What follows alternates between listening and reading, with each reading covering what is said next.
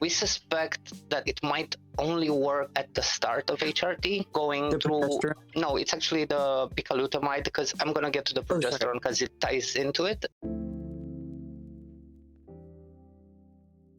There's actually 3 mechanisms of action. I'm writing an article about this, but the research is not ready yet. Have the other 2 people also seen the positive effects, or? Yes, also 2 centimeters growth in 1 month. So this is So, really promising. Yeah.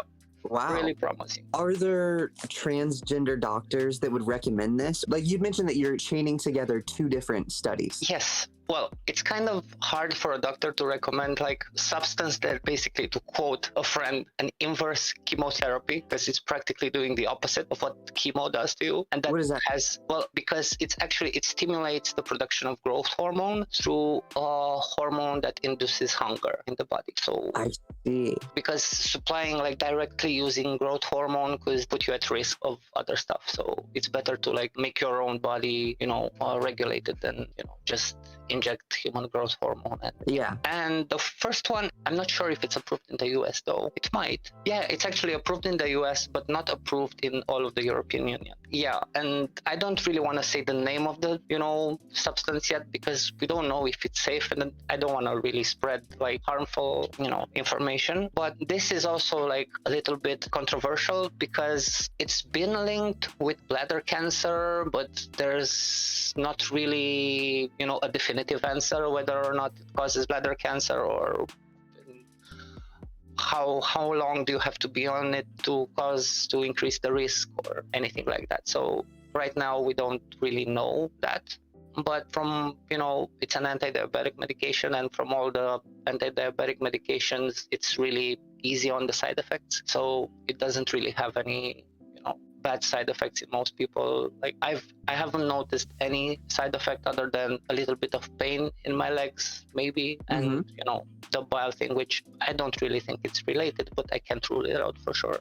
Yeah. But that's promising. And the first group, we suspect that it might only work at the start of HRT, going through. Progesterone? No, it's actually the Bicalutamide, because I'm gonna get to the progesterone because it ties into it. The Bicalutamide and the low E dose, because we're trying to like tie in what's the thing in common that transgender girls with like good breast development had, and a lot of them were actually on Bicalutamide for at some point early into transition, at least.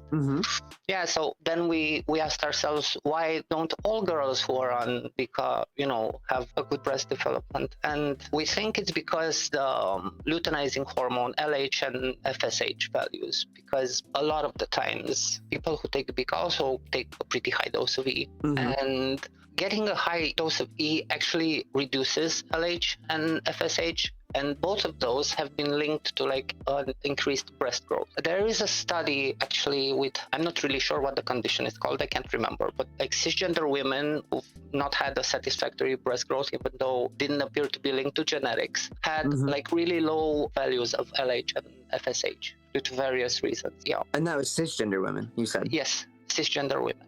So we thought, because actually what Bica does, unlike other anti-androgens, because it blocks the receptors rather than, the actual production of testosterone. So like your LH and FSH values remain high. It actually even boosts them a little bit. Yeah. So that coupled with low estrogen levels that couldn't, get those values back down, might be a way to increase breast growth, but we don't really know yet. We suspect that either you have to be on that kind of treatment for at least a couple of months to like see something happen, or you either start like that and then you get good breast development, or like you miss your chance. We don't really know about that. Yeah. And now tying into like progesterone actually decreases LH and FSH. So if the theory regarding bicalutamide is true, then taking progesterone would actually mean that you're not giving yourself a chance to properly develop breasts. Have you heard of Dr. Will Powers? I have heard of Dr. Powers. Okay, so he had a theory like that you shouldn't take progesterone in the first few